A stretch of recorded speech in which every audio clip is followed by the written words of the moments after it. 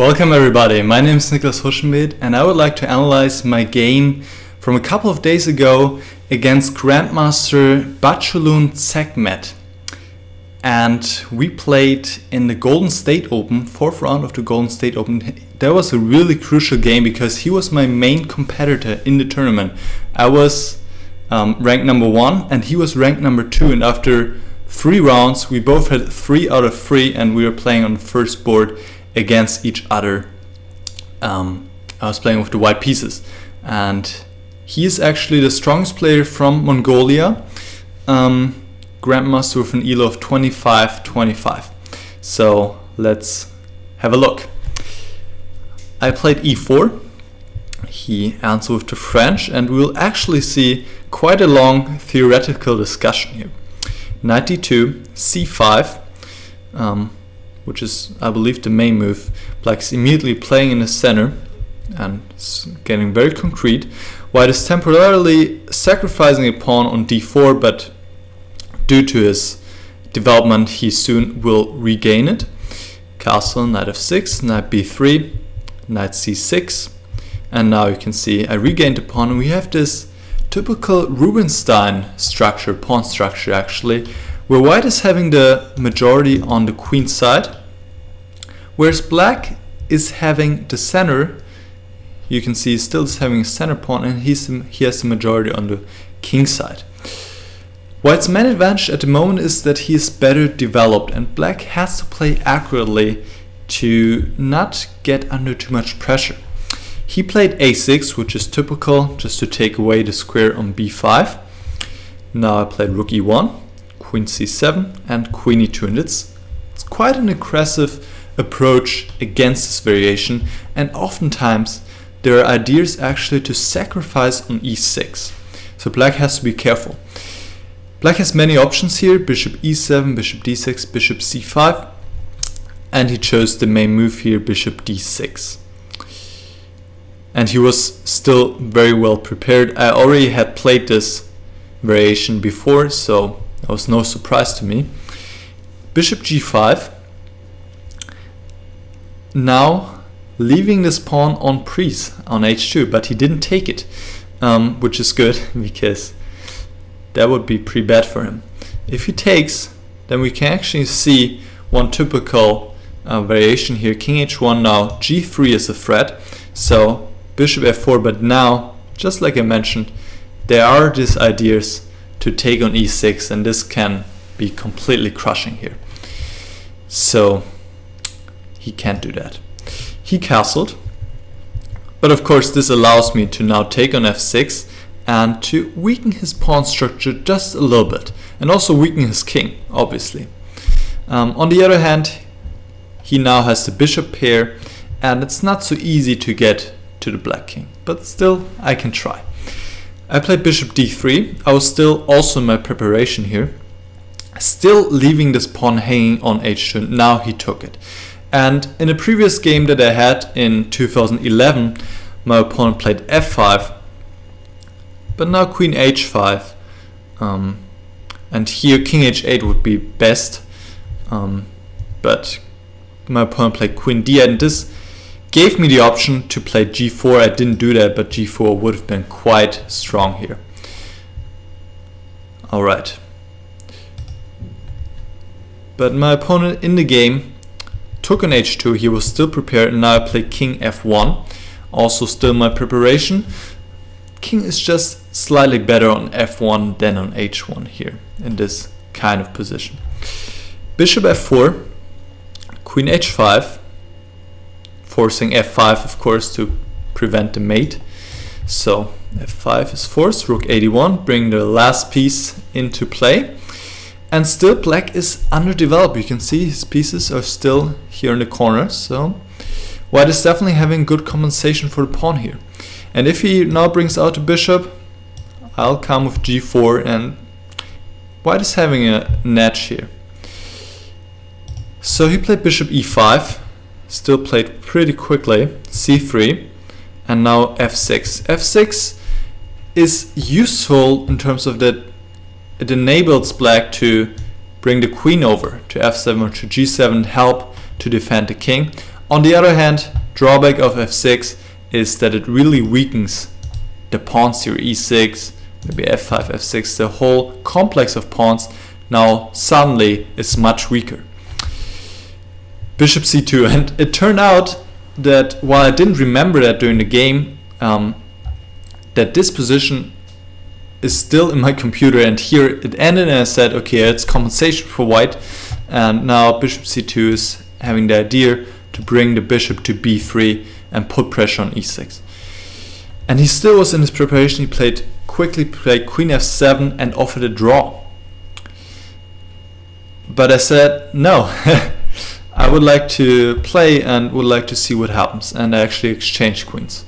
I could keep the queens here, but I felt that his queen on d7 was very well placed, and I don't really have big hopes to attack his king, and I felt that the endgame was giving me better options, and I felt that the endgame was just a risk-free position where I can press, and that's actually true. So I took an f7, he took with the king, which makes sense. Always in the endgame you want to have your king close to the center, because now in the endgame, of course, you're not in that much danger anymore of being mated, so you can have your king in the center to help defend and to be active. And now I played bishop b3. Actually, when I took on f7, I want to play a different move. I want to play knight f3, which I thought was quite strong, but then it turned out I noticed how black could defend. Bishop c7, bishop b3. Now the idea is to bring the knight back to d4 with devastating threats, but black can play king e7, and I noticed that. And the point is now that if now knight d4, black simply plays e5 and protects the pawn on f5, and I don't have anything really. So I was actually looking at knight h4. Same idea, take on f5, and again black should play e5. If he plays f4, quite a pretty line here, I can play knight f5 check, king f7, rook takes e6 is absolutely crushing, bishop takes e6 and rook d7 check, and it's just over. If the king goes to g8, bishop takes e6 followed by rook takes c7. If the king goes somewhere else, it's even worse.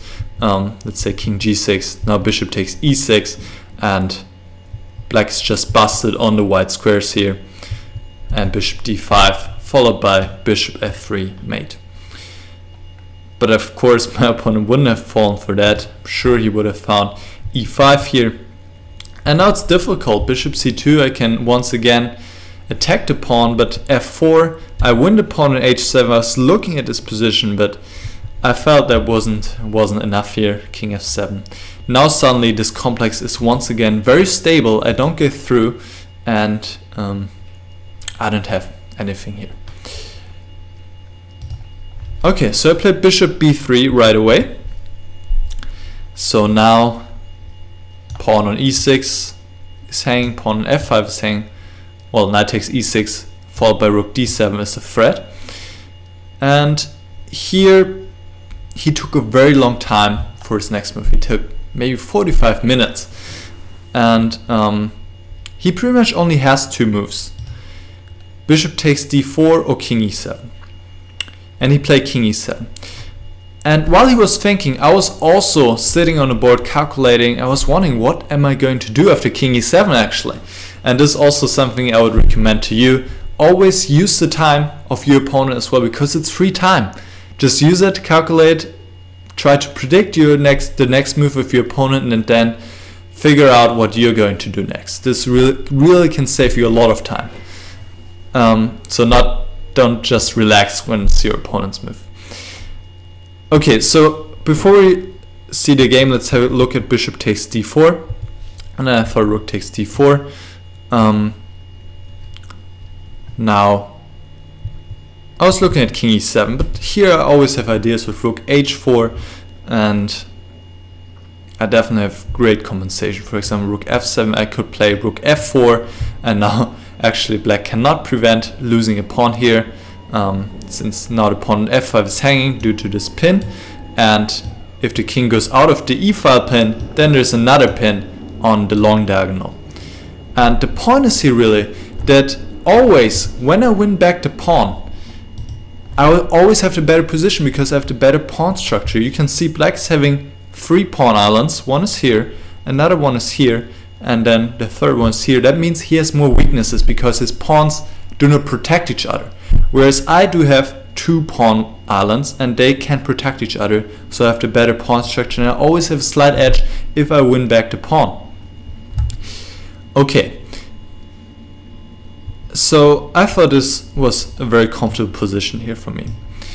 So let's see the game. King e7, and now I played f4, and it's actually, I think, the only way to do something. I could play knight f3 again, but just transposes to what we've seen before.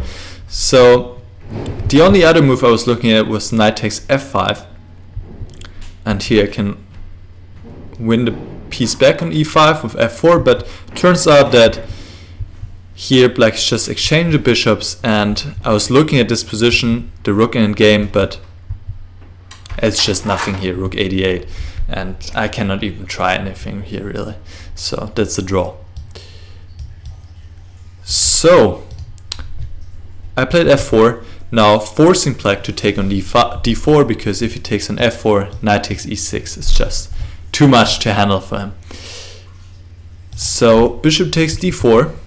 I took with the rook. I was also for a moment looking at c takes d4, but with the strong threat of d5, but black can play king d6 to answer d5 with e5, and now having a beautiful king on d6, and he's actually already better here, so I can't do that. So rook takes d4, and what I noticed when it was his turn, that my idea here is to play rook d5 or bishop c2, but mostly rook d5 to win back this pawn on f5, because after all I'm still down a pawn, so I need to do something. I was expecting him to play bishop d7, and now rook d5, and I will regain the pawn here on f5 because, well, yeah, king d8 would run into rook takes e6, so that's no good. And I'm slightly better. I think a5 was also totally fine. Interesting idea here. For one, he wants to bring his rook into play, and for the other, he's having ideas with a4 and a3 possibly. So I played rook d5, a4, bishop c4, and now bishop d7. I was actually kind of expecting a3, but now I just play b3 and everything is nicely protected. My bishop is protected on c4. I pick up the pawn on f5, and I think I have quite a pleasant position. So bishop d7, and now I played a3. I want to fix the pawn structure here. I didn't want him to allow a3 himself anymore. So I want to avoid it once and for all. If I take on f5 here, then I thought he plays rook fc8 now, attacks the bishop, and now if the bishop goes somewhere, let's say to d3, then a3 is quite unpleasant. Now suddenly all my pawns here are pretty weak, so that's no good. And if I play b3, then it opens up the a file for the rook, and it just seemed to me the black pieces are becoming too active, and I didn't like that. So I didn't do that.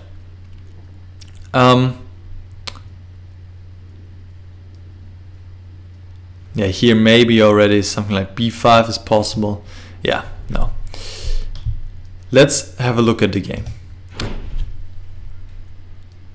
a3. And the nice thing about this is too that now the bishop has another square on a2. So if he attacks my bishop now with rook fc8, I can just go to a2. So he played b6. Interesting idea. You might wonder what is he planning, and you will see in just a moment.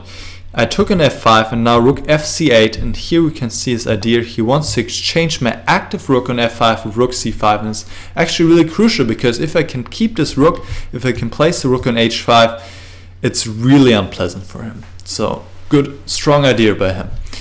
Bishop a2, rook c5, and the question was now, how do I exchange the rooks? What do I do? do I take on c5, or maybe do I play something else? And that's maybe a question for you. So if you would like to stop the video right now and think about what I did here. Okay, so I didn't take on c5. The reason is that was just open up the b file, and now suddenly I have this unpleasant weakness on b2. He can always attack it, and I don't have anything here, so I shouldn't do that. So how do I exchange the rooks then? Well, rook d5. Just keep the pawn structure as it is and exchange the rooks on my terms, which are, well, a better version for me. Rook takes, bishop takes, and rook a5. Bishop e4. And now rook b5, forcing my rook to go to e2. And here he played f5. Okay, bishop f3. And now he played e5. I didn't see that coming. I was expecting him to play rook c5 with the idea to exchange bishops with bishop c6. If he succeeds in exchanging bishops, I don't have anything. So I have to avoid the exchange. And still, I can still try something here. Bishop d1. It's still a little bit unpleasant to play for him. So still a little edge for me. Okay, he played e5.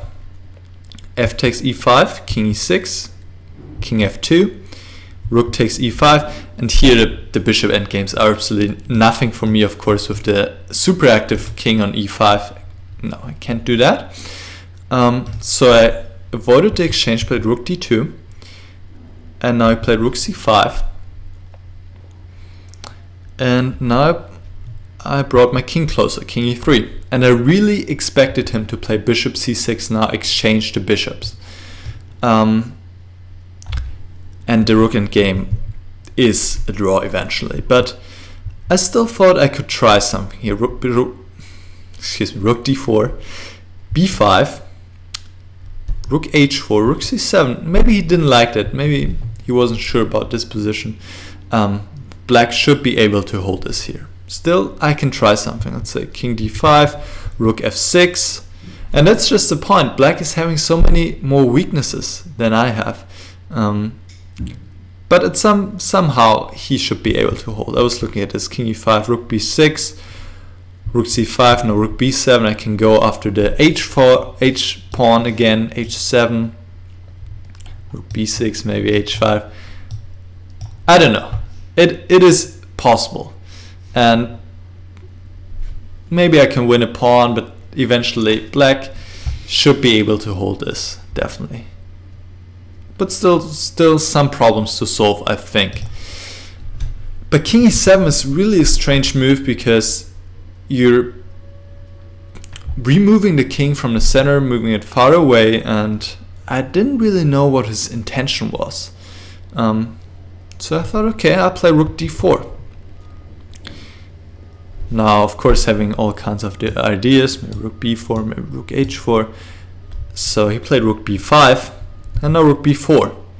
And now the bishop endgame is actually a completely different story, because now my king is more active, and it will also be a different pawn structure if he takes on b4. And actually, at this point, he cannot avoid the bishop endgame anymore, because we'll see king d6, king d4, and now he took on b4. Otherwise, I'll play c4, and then he will also be forced to exchange. Okay, the only other move I was looking at here was bishop c6, and I wasn't quite sure what I was going to do here, but it turns out when I asked the computer that here I can actually go into this pawn game, which in the game I thought I couldn't do that, because you look at a position, you see, oh wow, he has a passed pawn, and then you kind of stop to look at it. But it turns out that I just play f4, and now I'll just pick up the pawn, and black cannot do anything. He cannot get through. If he plays b5, I play c5, creating a passed protected pawn. So this is just winning for me. Okay, so he took in b4. I took back with the pawn. He played b5. Now g3. I thought bishop c6 might be a threat here, because the pawn and games are always tricky, since he's having 2 pawns here, and he will always be very quick to get to my queenside pawns, and then he has this pawn in a4, which is close to being queen. So pawn games are tricky.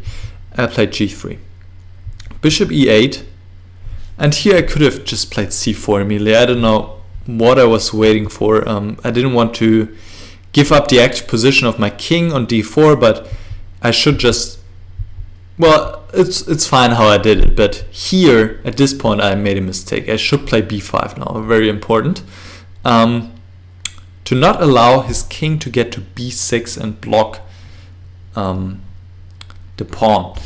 I played bishop e2, and now he had the possibility to play king c6 and place the king on b6, and here I cannot make much progress because, like I said before, once again all the pawn and games are not that great for me. So if I play bishop d3 here and pick up this pawn, yeah, he will be very fast, and probably I'm already losing here, so can't do that. So there I let him slip into a draw, but he missed it. He played bishop e8, just being patient, but now I can play b5, and now if he now wants to play the king to b6, if he plays king c7, then of course I can follow up with king c5 and not allow it. So bishop d7, king c4, bishop e8, bishop f3, taking over this diagonal, king c7. Now he wants to play king b6, so gotta play king c5. Bishop d7, now I made another inaccuracy. I played b6 check, I played too fast. And that's also something you can take away from this video. In the endgame, if you're better, there's an important endgame principle, which is do not rush. And first see if you can improve your position anymore, because before you make any committing moves. Here, very simple. If I had another look, I would have probably easily detected bishop d1, just picking up the pawn. There's nothing black can do. And when I pick up this pawn, it's getting so much easier, because actually in the game it will take me so much effort to win this pawn in the end. We'll see. b6 check, king b8, king d6, bishop b5, and here we're also pretty short on time, maybe about 5 minutes left, and even though I knew my position was very good, winning probably, it was not clear how I would do it exactly, and I was getting a little bit nervous too. Bishop d5, bishop d3. Now I also had to watch out about bishop e4 here. Also can be an idea which is pretty annoying, but here it doesn't work. I can take, and now I run over here, win the pawn on a4, because, well, king a5, king c5, and now, or maybe g4 even.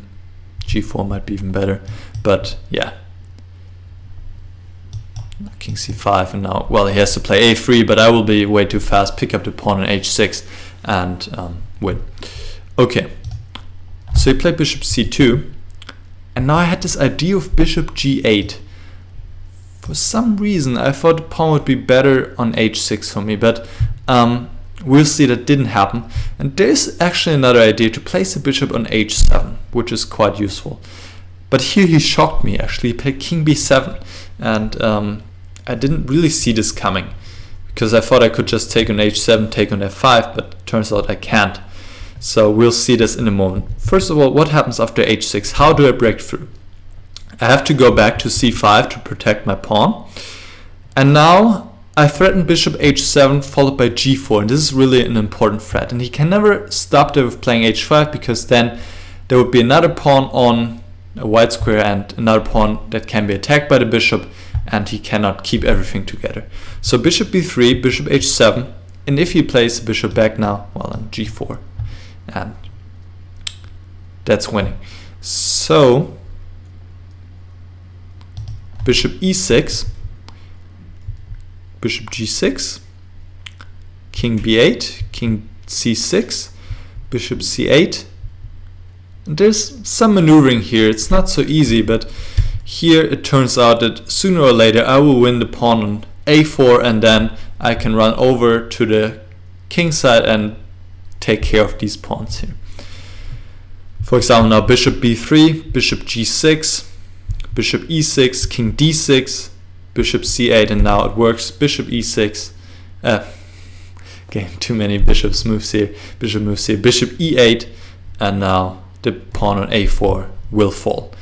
So that's just one possible variation. It's not easy to win, and it would have been better for him to play h6 to really ask me what am I going to do. But I played king b7. I took an h7. King takes b6, and from afar I thought I could take here on f5, but I miscalculated. I don't know what happened, but it turns out that he is fast enough here. You can just run through that real quick, and it turns out black is getting the pawn to a2, and this is a draw. Alright. So I was panicking a little bit, but then I noticed I have another possibility. g4 is still in the air, but it's important to not play it now, because if I play it now, he'll play, let's see, he played g3 first, forcing bishop e4, and now king b5, king is running down, and it's a draw. Yeah. So, but I can win a tempo, and by doing so I can place the king in front of the other king. Play king d4, it's the only winning move. Now king b5, now king c3, and that's what I'm talking about. I win a tempo, attack the bishop, bishop has to move, and now I play g4. And now if he takes, it's a different story. Now if he takes, I place my bishop on e4, king c5, bishop g2. Now I have to play one waiting move, but now I have bishop f1, and black is in Zugzwang. If he plays the king now, then king b4, and winning the pawn and winning the game. And a3 also doesn't change anything, because I have the right color for the corner here. So it's actually over. I win the pawn on f5, and I also win the pawn sooner or later on a4, and it's over.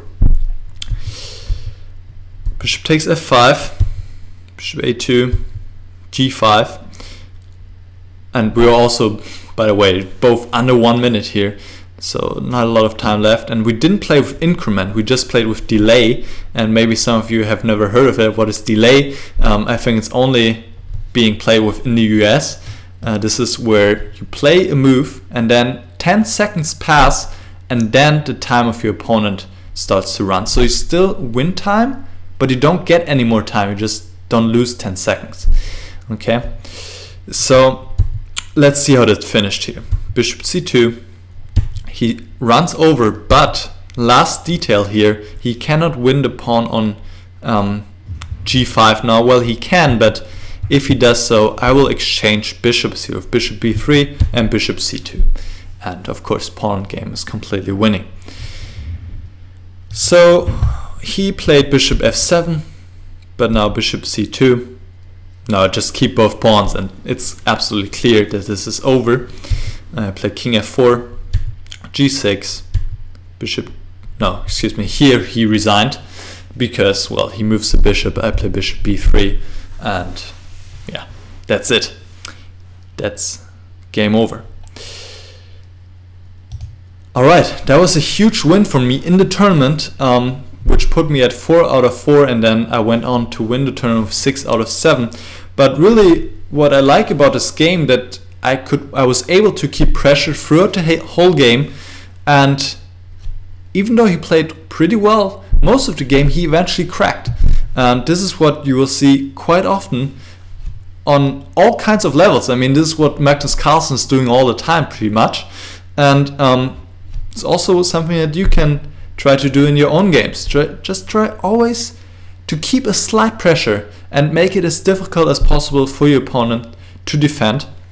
And then maybe eventually he will make a mistake and you get a chance. Alright, thank you for watching. If you liked this video, feel free to subscribe to my channel for more videos to come, to always be updated and notified. And then I'll see you next time. Bye.